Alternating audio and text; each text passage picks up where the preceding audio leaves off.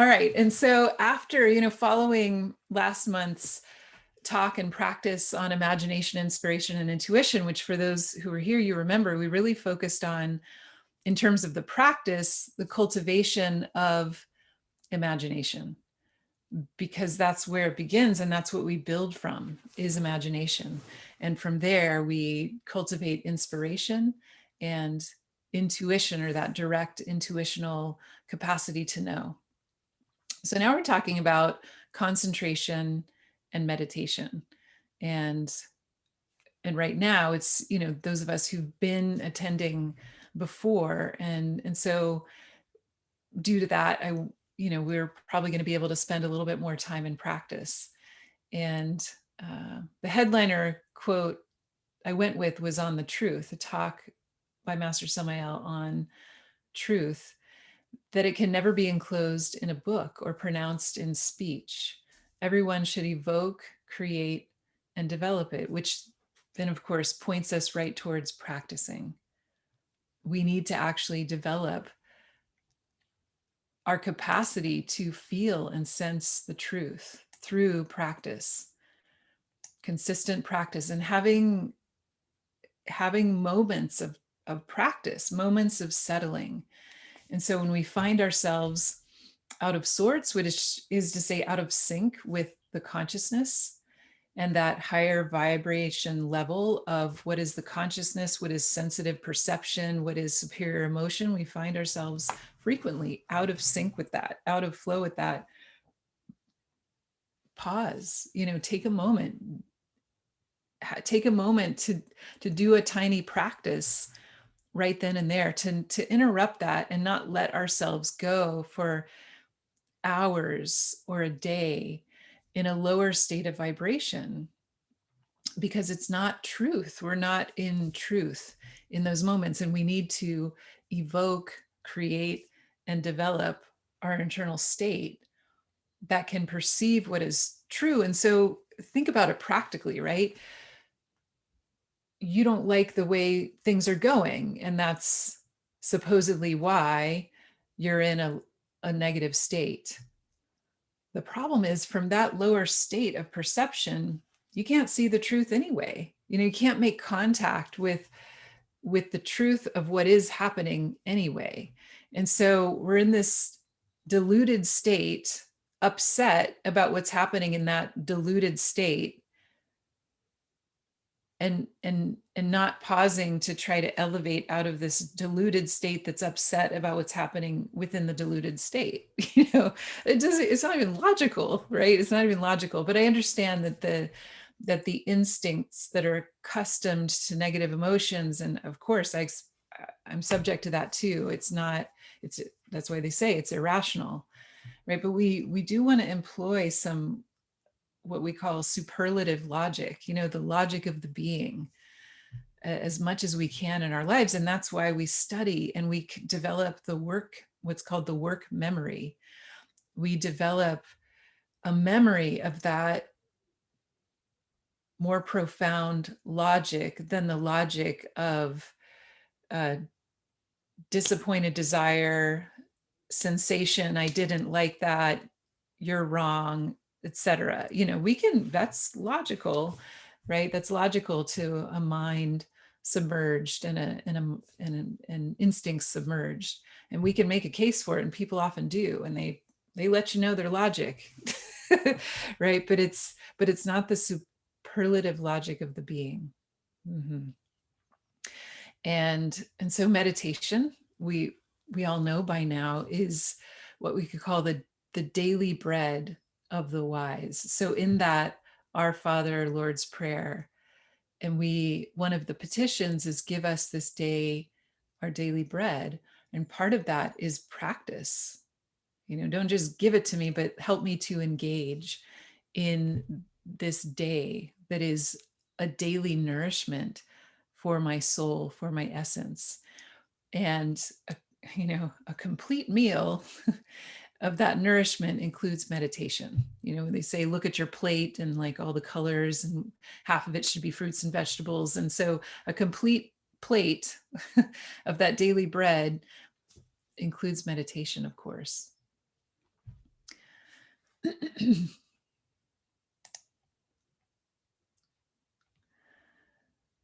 So from this scripture, the Bhagavad Gita, and if you haven't read the Bhagavad Gita, we really recommend that you do. The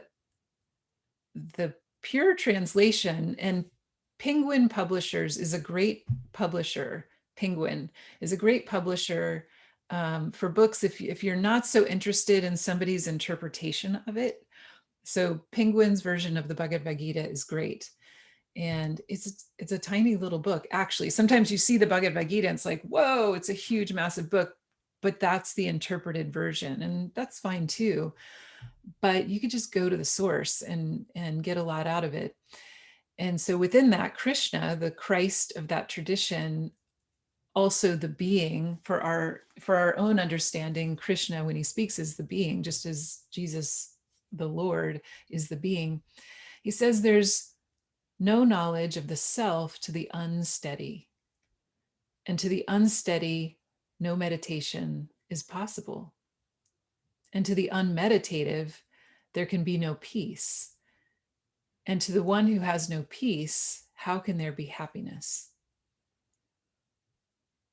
So you might remember this quote because we had it, we presented it about a year ago in the series on Saturdays on you're developing compassion and presence in these times. So a year ago, when none of us knew, like, we'd be sitting here still a year from now, and in Canada even more on lockdown than before, and to inspire this studying and this cultivation of a state of internal peace through meditation. That we need meditation. And again, it can be a pause. I'm out of sync, I'm out of sorts, and I take a pause to just take a few breaths and connect with myself. This is really important that we do. And we don't make our meditation practice this thing that's going to happen later on, or this thing I already did this morning and it's over. but just spread it out, spread it out a little more than that, and let that meditation practice communicate throughout your day and in your life. But we have to pick up the line and communicate with it, back with it, throughout our day. So those pauses, those interventions, we could say, are really important. Master Samael said that only a mind in peace can solve problems. It's kind of like I was saying earlier, that non-logic of the personality and of the mind that stays inside the bubble of illusion of the thoughts and the minds and the memory and the lower emotions, trying to figure things out there. Well, a mind that's not in peace cannot resolve something.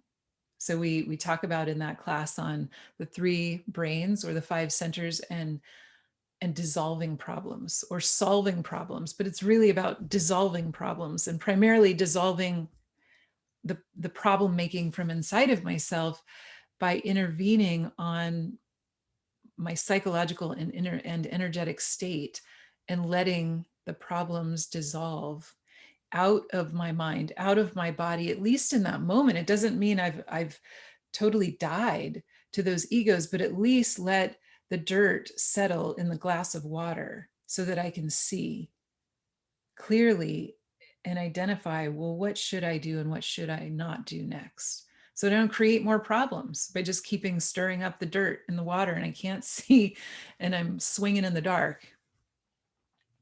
The mind should be controlled from the center and become more like a lake that is reflective, that is more placid.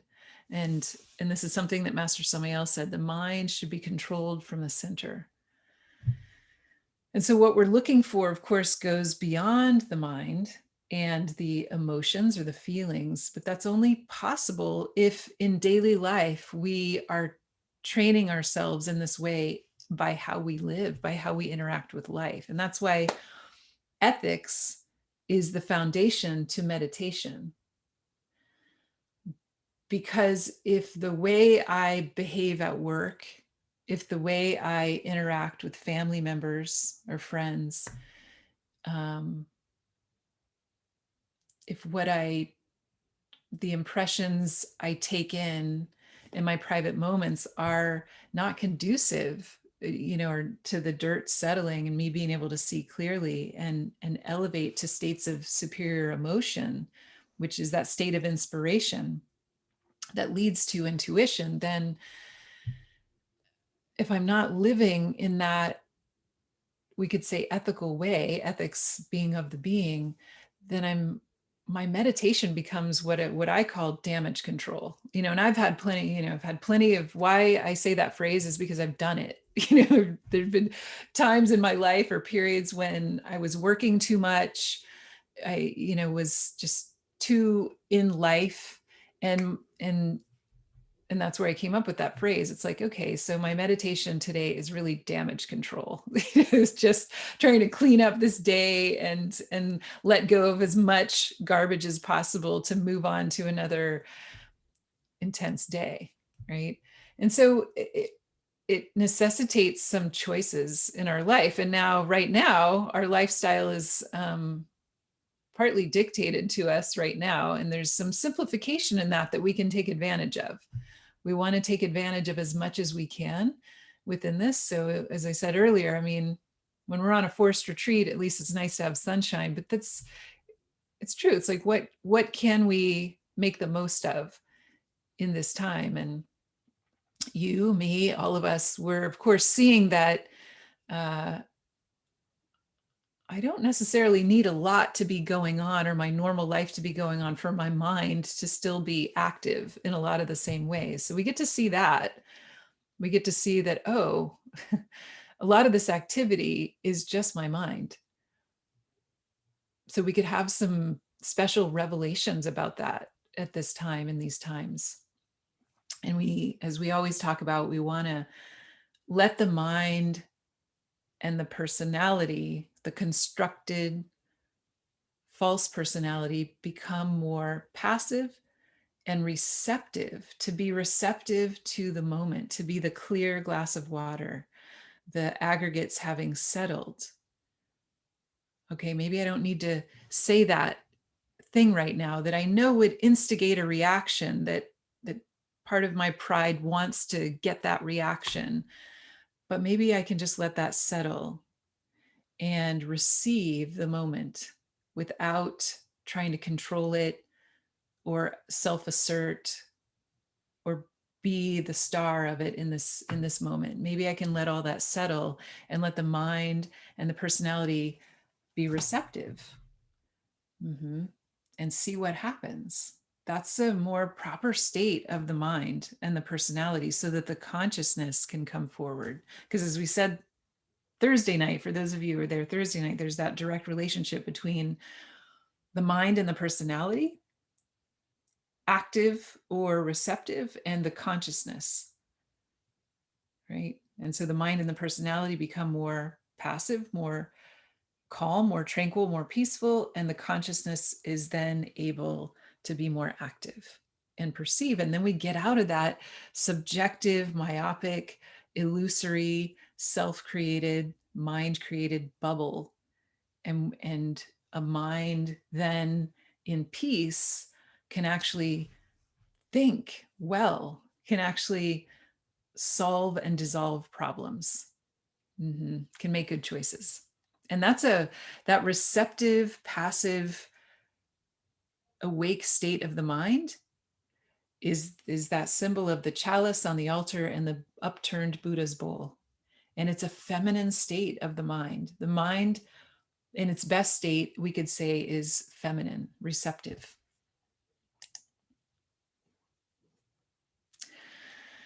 So we're going to use a framework as we're cultivating concentration and meditation. This time we're going to use a framework. There's different frameworks to use of 4 particular foundations of meditation. And the first, of course, is relaxation. If you've been with us at all for meditation, you know relaxation is first, is the foundation. Well, ethics, but relaxation, living in attunement with ethics. The ethics of the being is to be psychologically relaxed. And when we are out of sync with our ethics, we are tense. There's tension to contorting and not being honest. Dishonesty creates a lot of tension in the mind and in the body and in the emotions. So relaxation is physical, it's energetic, and it's a psychological work. It allows us to transcend the physical towards the etheric. So we understand, those of us who've studied the tree of life together, the Kabbalah, the multidimensional existence that we are, that we have, that the physical, and then there's the etheric. And then beyond the etheric, which is the realm of time and energy or chi, is eternity. We then, from the etheric, are able to then even move beyond the confines of a mind bound in time and memory to really begin to perceive what is truth. And so relaxation is the first step to enable that healthy detachment from the physical, so that I move into a more etheric or vital state. And from there, I'm able to then even transcend that. But it's a process of shedding. The other night we talked about that mythology of Ishtar, who descends and descends and descends, her garbs, her useless garbs, as the mythology says, being discarded along the way until she lands in front of reality naked. And so we can see it as descending down, but or we can see it as ascending upward. And so we need to become naked of all these coarse, demanding sensations that we feel, that demand that itch, that demand thinking about this, that demand remembering this, that demand planning this. We need to shed those useless garbs as much as we can when we meditate. And a lot of times our meditation practice is just that, is just trying to relax, is just working on that relaxation. Then there's respiration, breath, working with prana, which is also to work with energy. And working with prana, we become conduits or carriers of subtle healing, balancing energies that transform and heal our mental, emotional, and physical states. So the breath is very, very vital and fundamental. I mean, obviously we need to breathe to be alive, but how we breathe enables or disables our concentration and our meditation. So we'll practice that, better than talking about it. When we do the practice together in a little while, we'll practice how can we breathe in a way that really facilitates concentration and meditation. And respiration it's pranic, it's stabilizing, proper breathing. It activates the consciousness and makes that illusion making mind more quiet, enables us to let the dirt settle to the bottom of the glass so that we can perceive and vibrate at a level of clarity, and what in Buddhist terms would be upright thinking, upright feeling, upright seeing, upright view. Mm-hmm. And then concentration. The other foundation toward meditation is concentration. We would say that the concentration really precedes meditation. And we can talk about exclusive practices and non-exclusive practices of concentration. So exclusive is to focus on one specific thing at the exclusion of everything else, to generate on purpose concentration. So a candle flame, a mantra, the sensation of the breath at the nostrils, right? To focus in a concentrated way and put everything else out. And so sometimes it's given to say a mantra, for instance, very rapidly, Om Mani Padme Hum, Om Mani Padme Hum, Om Mani Padme Hum, to help generate concentration. It's like going through a tunnel, on a train. I'm just like, this is all I'm doing. I'm going fast and I'm excluding, I'm not stopping and looking at the views. I just want to generate concentration. And then there's non-exclusive. So a type of concentration that is pure open awareness. But we need to generate concentration, we usually need an exclusive type of practice that leads towards a stability and a strength in our concentration enough to have and hold that open, pure awareness. So we'll use an object of meditation until we don't need to. Mm-hmm. And we'll notice, sometimes we'll notice, we'll go through our own stages of practice on our own. And we may be counting the breath, for instance, is that more exclusive type of practice where I'm working with relaxation and respiration and concentration, of course, all at the same time, counting the breaths. Inhale 1, pause, exhale 2, pause, inhale 3, so forth. And then I let go. I think, oh, I'm pretty concentrated. And I sit in that open state of pure awareness. And then I find myself thinking again. And I go back to the counting, right? So we can weave back and forth between this exclusive and non-exclusive way of practicing, and that's fine. That's a practice of concentration. This statement that we're seeing here that starts with mind, us speaking to our mind, is something that one of our teachers, Raphael Arape, he, as he often does, he just emailed his revelation of that day coming out of his own practice. And it was this, that we can speak to our mind in this way. We can have this kind of definition setting with our own thought mind. I am an eyewitness to your processes or your fantasies. I am not a participant. In other words, I'm not too involved. I'm not in the bubble of illusion. I'm witnessing it. I am the consciousness witnessing your processes, your fantasies, your memories, your plans. I'm an eyewitness to that. I'm not in the bubble with you. I'm the consciousness, much bigger than that bubble. And the next movie night of the Truman Show, it's more of a fun movie. It's a good summer movie that we're going to have as a movie night on a Saturday in May. I think the 22nd, I'll confirm that,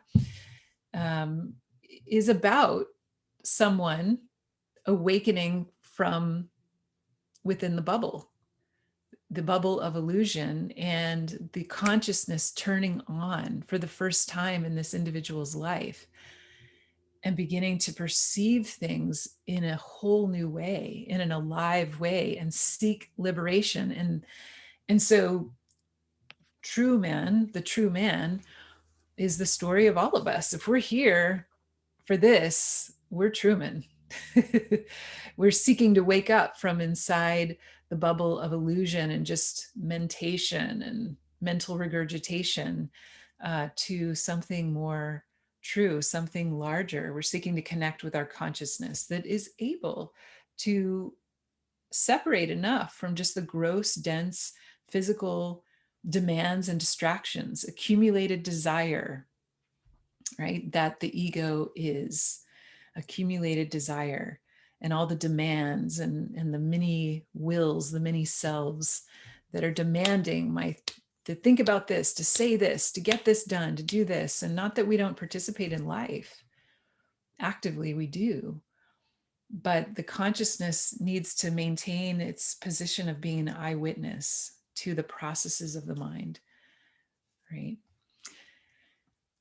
And its concentration is to put our faith in the reality of the moment. Concentration is an act of faith, and is to put our faith in the reality and the truth of the moment. To be present is an act of faith. To stop thinking is a great act of faith. To go from the want to constantly already know, to have a mind in a state of not knowing, of that receptive, lake-like, chalice-like, Buddha bowl-like mind, receptive. I don't already know. It takes faith, which requires courage, to live like that, to not live in the container of a presupposed mind, is an act of faith. And so to concentrate, to just be present, requires courage relaxation and faith, to be in the moment. and so as we talk about faith, we then get to this fourth foundation of meditation, of devotion, which is that state of surrender, that state of faith in the moment, being present. It's love. And we also liken concentration to love, to faith and to love. It is an act of love, pure love, to concentrate. Devotion is inherently a state of humility, which is why a mind steeped in skepticism, in thinking, prefers not devotion, laughs at devotion, judges devotion, comes up with theories about how people who are devotional are just needed as a crutch. Totally inside that tiny bubble of a deluded mind, laughing at the reality beyond itself. What a weird state to be in, that so much of humanity is in. Allergic to the humility of devotion, and therefore inherently lost, inherently empty, inherently lonely, a negative kind of emptiness, not the emptiness that we're talking about here, because there's an emptiness that I need that is an emptying out of all those coarse demands of accumulated desire and all their sensations and thoughts and emotiveness and entrapment. So there's an emptying of ourselves that we do through this process of relaxation, is an emptying of myself. Breathing well is an emptying of myself. Concentrating is an emptying of myself. And devotion is to be in that emptier, more humble state. You know, there are chakras in the knees. Most of you have heard this. There are chakras in the knees that, when pressed upon, stimulate humility. And that's the energetic and factual reason why people across different cultures and times pray on their knees.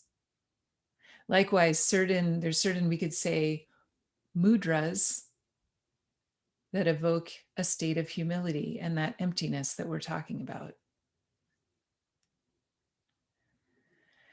So to be devotional is to empty ourselves of that skepticism, that self-sufficiency that always needs to know. A mind that will never, it can fixate in an egoical way, but it can't truly concentrate. It will not be able to hold open, pure awareness. It always has to insert itself, self-assertion, which is the antithesis of humility. So this flower of humility is very important to meditation and very against the typical use of the thinking mind these days.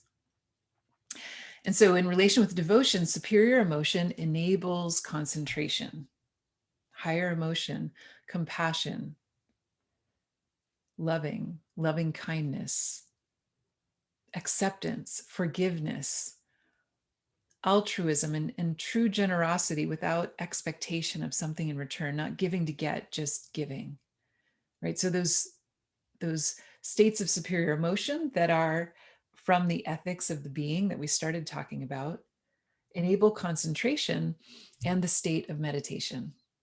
So this is the framework, the four foundations that we're really working with. And so we'll come back to this when we come to practice, but just to flesh it out a little bit more before we take a break and then meditate. The Gnostic master Semalan Vior says that there are two things that make the mind stray: the desires produced by the latent impressions of the sentiments or feelings, and the breathing. So two things that can make the mind stray: improper breathing and that collection of accumulated desire that I've been talking about, that come from, contact with impressions, and life is constant flow of impressions, that rather than being conscious, having the eyewitness present to the processes of the mind, the eyewitness is asleep, and that impression comes in, be it a billboard or a word or something that happens, right? That impression comes in. And if we're not present as a consciousness, then that impression goes in to feed our unconsciousness. So the billboard might feed our unconscious envy that's inside, or lust, or gluttony, or greed, a desire to have what I do not have, right? Or desire to be better, or something that I'm not. And so those impressions are either going to be met with the eyewitness who recognizes that energy, that packet of prana that this impression is, because all impressions are packets of energy, prana, that I take in through my senses. Every sound, every touch, every smell, every sight is a packet of prana. It's energy coming in directly to me. This is how we actually live. This is nourishment. It's the most fundamental nourishment, even more essential than air and water and food. And so these impressions come in, and if that eyewitness is not awake and present and is asleep, then who's going to grab that food? Who's going to, come up to grab that food? I was watching this weird little video the other day, and of people who were, fishing. My brother likes to fish, and he sent me this, but they were just holding down over the water, hovering over the water, some kind of bait, and like this huge fish just came up and like chomped this woman's hand, not dangerously. I mean, the fish didn't have teeth; it wasn't a shark, but it scared the heck out of her. So who's going to come up and grab that energy that's coming from the impression of the billboard meeting my senses? Because that's what's happening. It's an energy exchange. My senses are energy magnets. And not only the 5 common senses, but the interior senses that we talk about when we study the chakras. The chakras are energy magnets. My eyes are energy magnets. My ears are energy magnets. My sense of touch, energy magnetism.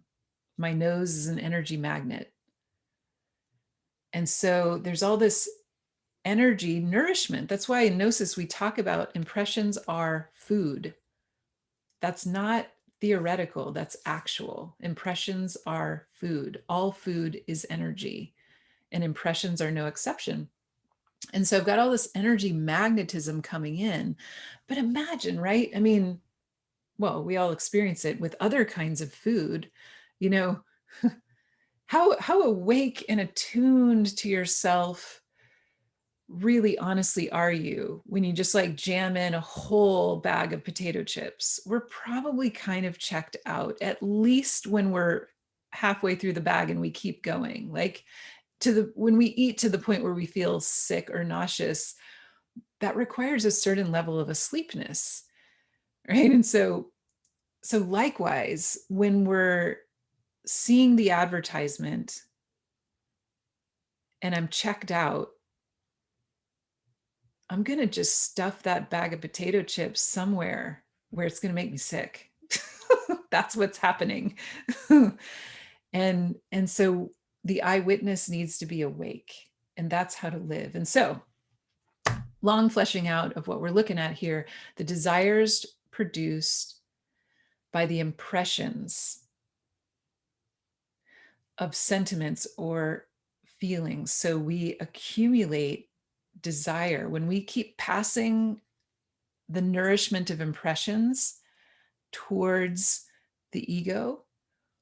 That ego grows because we're feeding it. So the envy, the greed, the gluttony, the lust keeps growing when the eyewitness, it's like the guard in the box at the gate. The guard at his post at the gate is asleep, and whoever wants to come in past the gate is just coming in.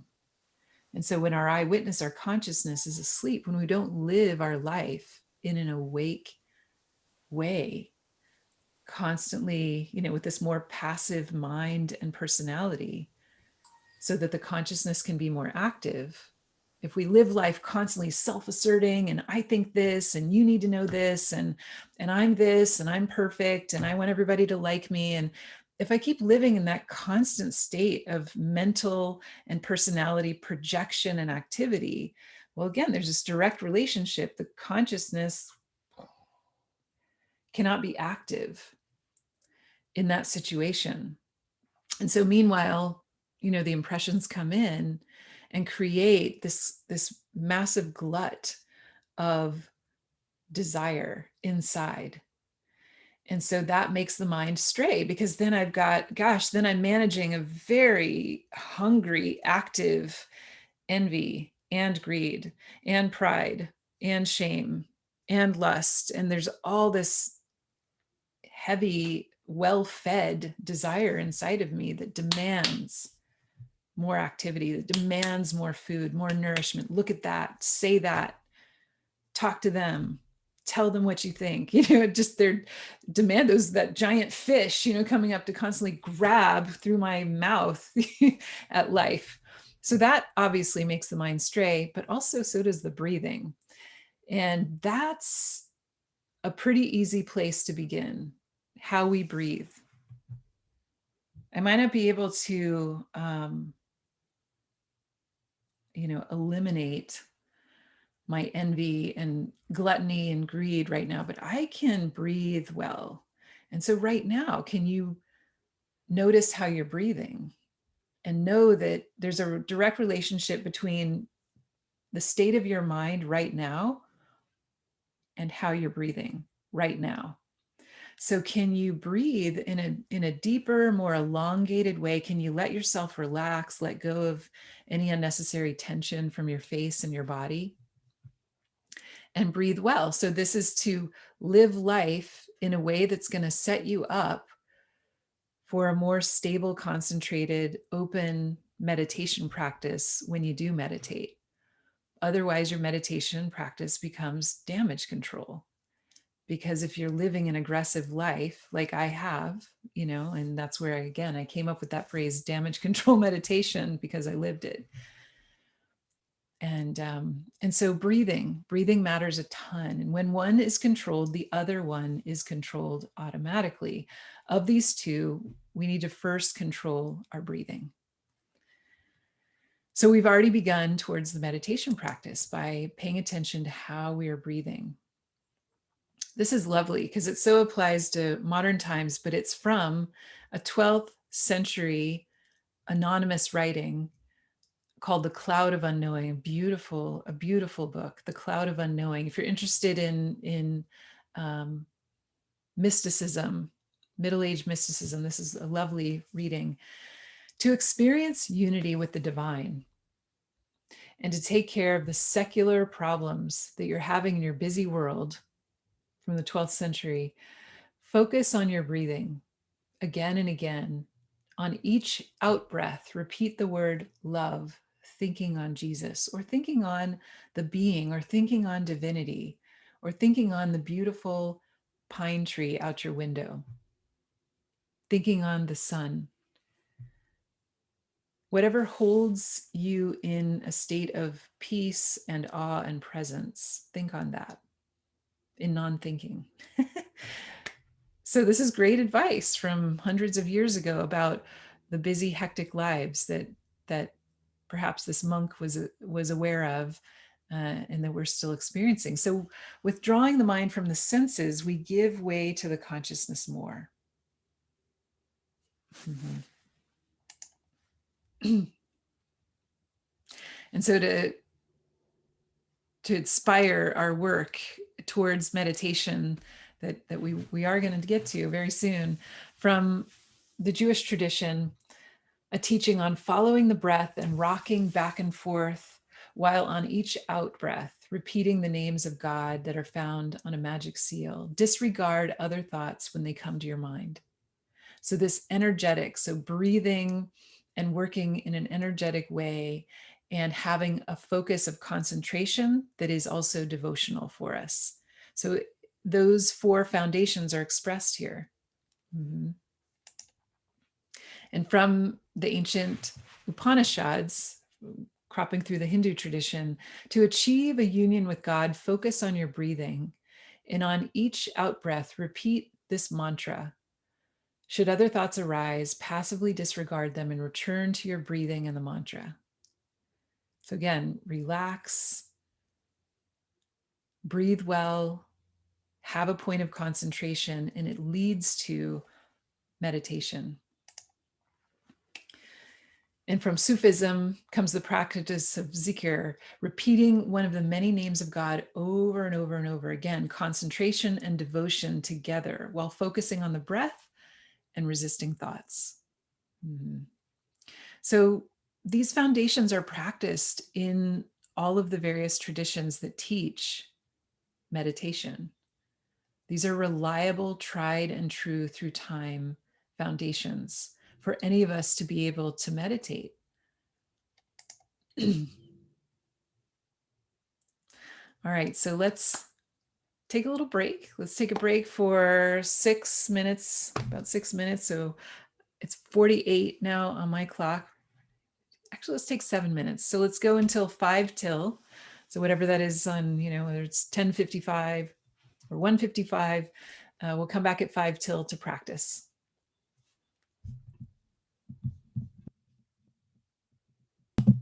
Take that posture, or feel free to be lying down. That's a wonderful posture, or sitting, but the even standing sometimes, especially in the early morning when I'm really tired, I'll stand for a while and meditate until I'm awake enough to sit or lie down.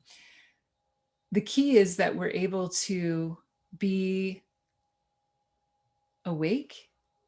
The eyewitness is able to be present and alert and awake while also being very relaxed. Also, a big key is we want to have our body in a position where it can breathe well. So that means not hunched over or contracted or constricted in the core of the body. So the lungs need to have room to breathe. So that's it. In this Western esoteric mysticism of Gnosis, we don't get super prescriptive about the meditation posture and the mudras and the hands or anything like that. We make suggestions that are helpful, and there are certain kind of requirements to be able to breathe well. The lungs need to be open, and then whatever facilitates concentration and relaxation at the same time. The spine being able to feel itself elongated is going to facilitate a good state of meditation. And they say, it's said the spine should be straight. Well, nobody's spine is actually straight. There's a natural curvature to the spine. So we want to support that. So I have this little pillow at the lower back to support that natural curvature of the spine. And you can roll your shoulders up and back and let the shoulder blades then just relax down the back, and that opens up the chest. So you're going to be more able to breathe well. It also just happens to put your hands, when you do that, in a really good position on your lap so that they can stay, your arms and hands can stay in the same place for a while without generating pain in your arms. Okay. And you may have your eyes closed, or if that's not comfortable for you, you can just gaze at a non-distracting spot on the ground or the space before you. Either way is fine.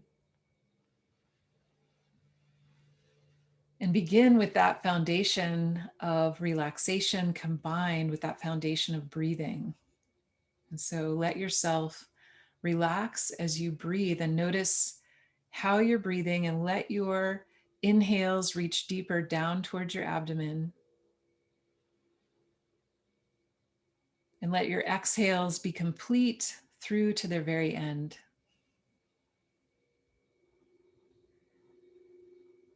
And continue in this way. And as you inhale, imagine that you're bringing in that prana, that light energy, and qualities of peace and space, spaciousness and peacefulness as you inhale. And then as you exhale, letting the dirt in the glass settle and letting go of tension from the body and the mind.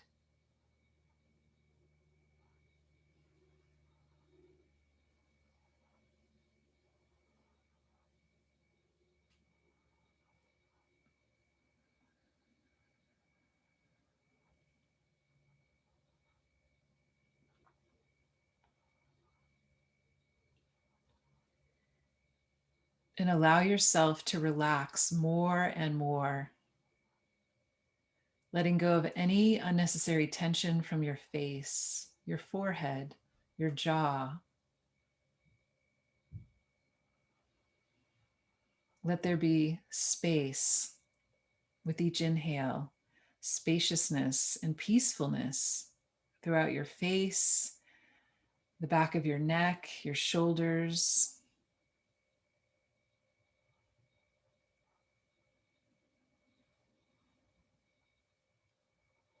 And as you exhale, release tension, release thinking. We can think more about the class or anything else later. For now, choose to be present. Have faith in the moment and receive it.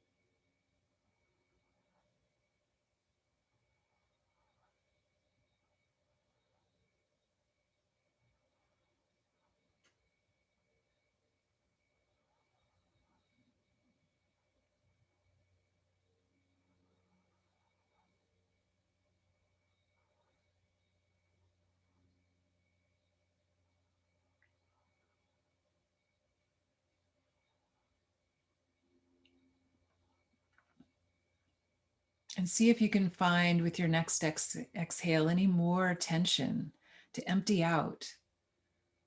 Empty out tension from the core of your body, your solar plexus, your abdomen.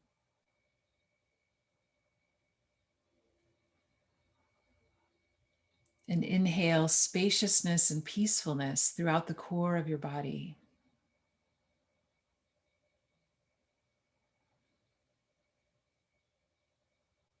Also through the legs down to the feet, spaciousness and peacefulness, awareness. And in that awareness, you might find tension that you can exhale and let go of.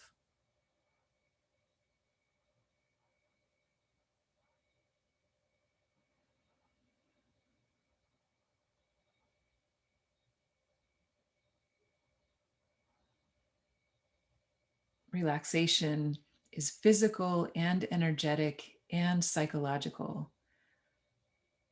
Can you let go of your psychological tension? Any holding and withholding, attachment to thinking, analyzing, remembering,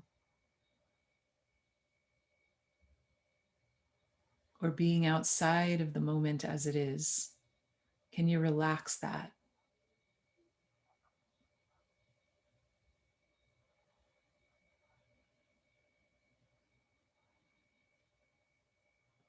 And we're already breathing in this deeper way, having invited each inhale down towards our belly. And now even expand your inhales wider across the lungs. So your ribs should flex a little bit.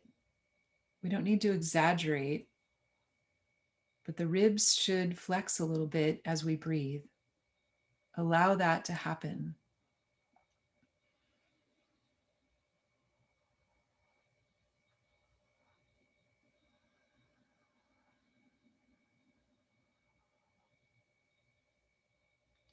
And take each inhale to its end, a nice long, complete inhale, a nice long, complete exhale. Each inhale, thorough, each exhale, complete.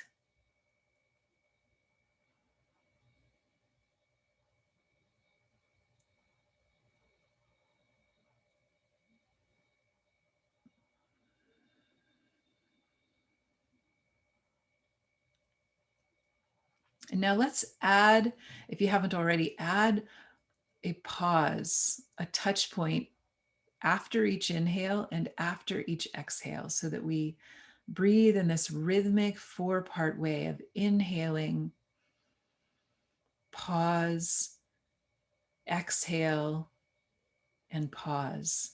And find that rhythm and find your own count, so that you're perhaps inhaling to a count of 3 or 4 or 5 or 6. You pause for half that amount. So inhaling to a count of 4, pause for 2, exhale also to a count of 4, and pause for 2. Find your pace, your own rhythm. Inhaling to a count, pausing to half that count, exhaling to the same count as the inhale, and pausing to half that count. Find your rhythm. And now let the counting help you to concentrate, to be that exclusive concentration practice on the breathing and the counting of the breathing. Relaxed, present, breathing well, and concentrating.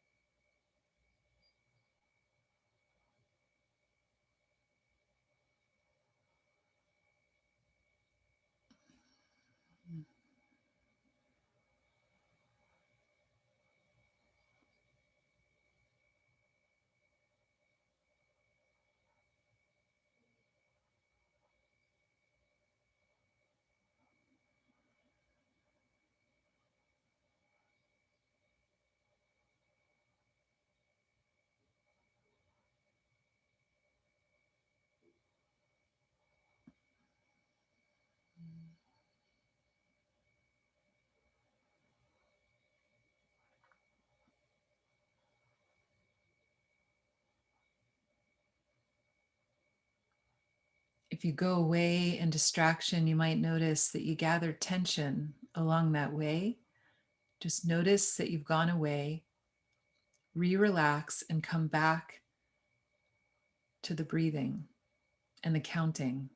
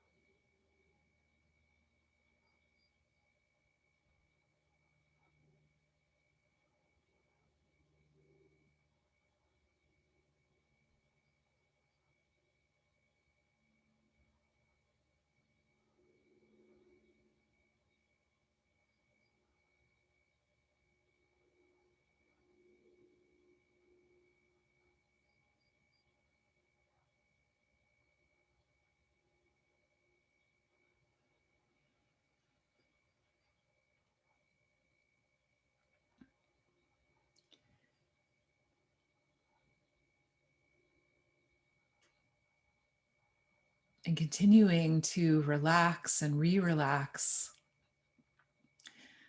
continuing to breathe in this way that facilitates meditation and states of consciousness. We'll now move from this concentration practice in the counting of breathing to a concentration practice that also evokes that state of superior emotion, of inspiration. We could say of devotion. By working with the mantra Om Tat Sat from the Buddhist tradition, Om being the seed sound of the universe that puts us in vibration with nature and consciousness and the divine. Tat is the definable, the knowable, in a way it is us. And Sat, the unknowable, the Purusha, the moment, the unknown, from moment to moment.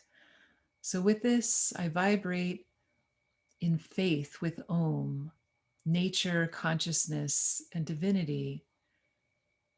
And I connect my own thatness with Sat, the unknown. So it is a prayer of sorts in this mantra to ask to be in contact with the unknown, to open myself to the moment, to have that faith. Om Tat Sat. And I'll sing it a few times, and in your own space, you can sing it out loud or you can carry it silently, continuing in relaxation and pranic breathing with concentration that is also devotional or simply attuned to superior emotion, attuned to higher levels of consciousness. Om Tat Sat. Om Tat Sat. Om Tat Sat. Om Tat Sat. Om Tat Sat. Om Tat Sat. Om Tat Sat. And continuing on your own, and it could simply be the mantra Om and Tat Sat silent. Continuing to open your state, peacefulness and spaciousness as you breathe and relax and let go. Trust the practice. Trust this moment. Put the mind on hold. Give yourself that space and that peace to let the practice reveal itself to you in a way the mind can never know.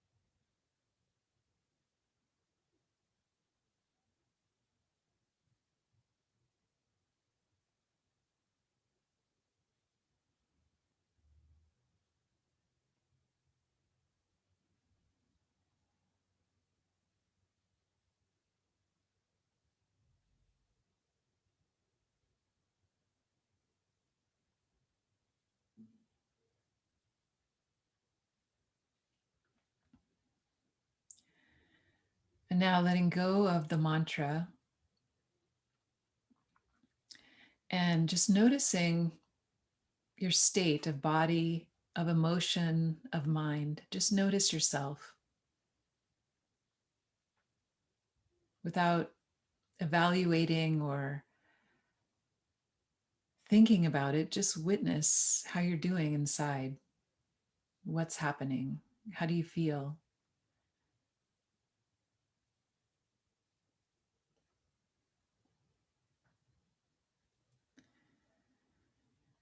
And then as we come back to this present moment, awareness of being together in a group, meditating together, let us take in a nice deep inhalation, coming back into our bodies, back into this group, back into this moment together, giving thanks for this opportunity to practice together, to be together, and this opportunity for the consciousness.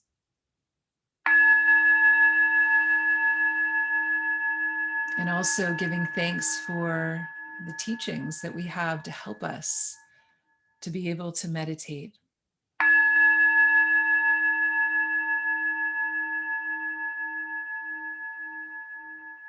And thanks to the teachers and the possibility, all the grace that's brought us to this moment.